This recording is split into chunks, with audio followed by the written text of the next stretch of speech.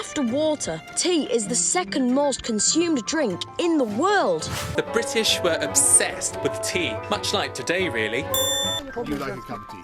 The transformation of tea from an ancient Chinese elixir to a quintessential symbol of British identity is a complex narrative of cultural appropriation, global commerce, and imperial ambition. The story unfolds across millennia, a journey that reveals how a single plant was first imbued with deep philosophical meaning and later became a tool of economic and social engineering, fundamentally reshaping a nation. Far from being an intrinsic part of Britain's heritage, the British way of tea was a deliberate creation, born of the country's unique historical and economic circumstances, the genesis of an elixir. Tea in ancient China. The history of tea begins not in a British parlour, but in the verdant mountains of China, with origins stretching back over 5,000 years. According to legend, the mythical Emperor Shen Nong, a figure credited with inventing agriculture and medicine, discovered tea's invigorating properties around 2737 BC, when a few leaves from a nearby tree fell into his bowl of boiling water. Initially, the consumption of tea was strictly medicinal, a bitter vegetable used as a curative concoction. Early records describe tea as a substance that could make one think better, highlighting its early use as a stimulant for mental clarity. This perception of tea as a functional remedy for a variety of ailments persisted, with texts from the Han Dynasty noting its refreshing and curative properties.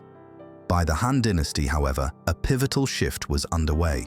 Tea's function began to expand beyond medicine, with its thirst-quenching properties gaining recognition, gradually making it an indispensable drink in daily life. The Tang Dynasty marked tea's widespread popularization across China and its spread to neighboring countries like Korea, Japan, and Vietnam. The integration of tea into Chinese society was not a mere culinary trend. It became deeply intertwined with core philosophies of the time. It was connected to Taoism's pursuit of longevity and a spiritual and physical harmony, as people consumed it as an elixir that could promise longevity. Simultaneously, tea tasting merged with Confucian ideas of living a thrifty and frugal life. Its affordability, in contrast to the luxurious practices of the era, made it a symbol of humble, high-minded aspirations. This philosophical foundation demonstrates that in its country of origin, tea was an instrument for moral and spiritual cultivation, a role far removed from its later identity in Britain. The evolution of tea preparation was a testament to this profound cultural reverence. Early methods involved boiling raw leaves with ingredients like ginger and onions to create a savory broth. During the Song Dynasty, a more artistic method prevailed. Freshly picked leaves were compressed into cakes, ground into a fine powder, and then whipped into a delicate froth. This meticulous process spurred innovation in a parallel industry. The need for a drinking vessel that would not adulterate the taste of the finest teas led directly to the development of Chinese porcelain, which became a major factor in global trade and industry. This symbiotic relationship between the art of the brew and the creation of beautiful and functional ceramics highlights a fundamental difference in cultural values. While the Chinese pursuit of a perfect taste led to the creation of art, the British would later use tea to signify wealth and power. Tea's arrival in Britain was a slow process, mediated by Dutch and Portuguese traders.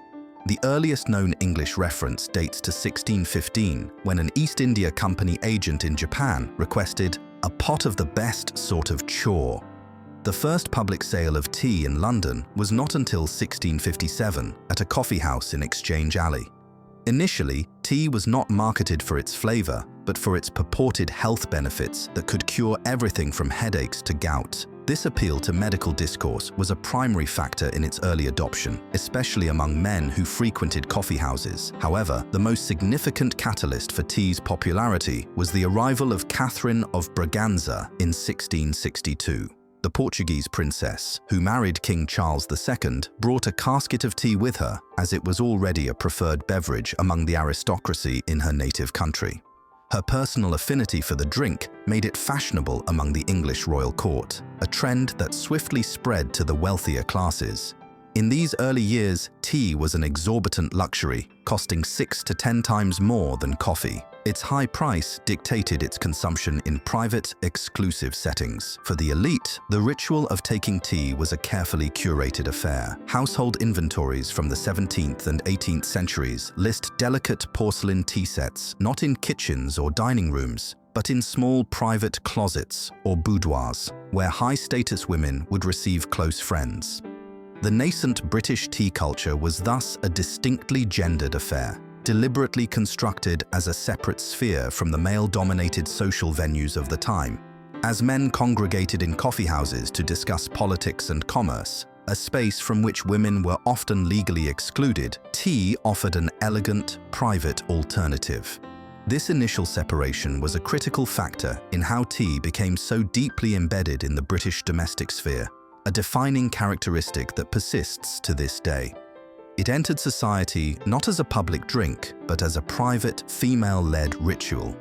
For tea to transition from a curiosity of the elite to a national staple, it needed to become affordable for the masses. This was a process driven not by benevolent cultural shifts, but by ruthless economic and political forces. The English East India Company, a monopoly granted a royal charter, quickly realized the immense profitability of the tea trade. For decades, Chinese tea became the prime source of revenue, with much of the profit financing Britain's colonial expansion. To fund its military buildup and imperial projects, the British government levied exorbitant taxes on tea imports, with duties often exceeding 100%, sometimes as high as 119%. This created a paradox. A skyrocketing demand for tea among the general public was met with a prohibitively high legal price. The solution for millions of Britons was the black market.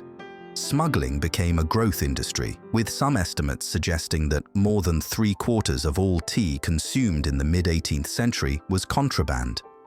This illicit trade, which saw tea smuggled in from continental Europe via the Channel Islands, was openly supported by a populace that could not afford legal tea. The widespread smuggling was a major drain on the government's tax revenue, a problem that Prime Minister William Pitt the Younger sought to solve with the Commutation Act of 1784. Acting on the advice of prominent tea merchant Richard Twining, Pitt drastically reduced the tax on tea from 119% to a mere 12.5%. To compensate for the lost revenue, he increased the window tax, a property tax that was much easier to enforce. The effect was immediate and profound. Smuggling became unprofitable and vanished virtually overnight. This strategic democratization of tea was not an act of benevolence, but a shrewd economic maneuver that cemented tea as a fiscal cornerstone of the British Empire. The government legitimized the trade, ensuring a legal and dependable source of revenue. The primary beneficiary saw its imports more than double within a few years. Ultimately, the tax on tea became so vast it could fund nearly every branch of government, from the salaries of civil servants to public works and colonial establishments. This demonstrates that tea's journey to becoming a national staple was driven by a causal link between tax policy, corporate power, and the financial machinery of the British state. As tea became affordable, its consumption rocketed during the Industrial Revolution. For the working class, it was more than just a drink. It was a comforting and affordable escape from the harsh realities of factory life. Paired with sugar, which was another commodity of empire, tea provided much-needed calories and energy that fueled laborers during long hours. The simple act of boiling water to make tea also had a powerful unintended public health benefit, reducing mortality from waterborne diseases. Tea thus served as both an economic catalyst and a social safety valve, a staple of survival and morale. Parallel to the rise of this domestic ritual, public spaces for tea emerged. The creation of tea gardens and tea rooms provided a new kind of social venue. Unlike the masculine-dominated coffee houses and pubs, these spaces offered a safe and respectable place for women to socialize without a chaperone, becoming little bastions of social revolution, one teacup at a time. The rituals that now define British tea culture were not ancient traditions, but deliberate creations of a society grappling with its own rapidly changing class structures and domestic norms. The enduring paradox is that a nation defined by its love of this ancient brew had to fundamentally reshape the world to make it its own.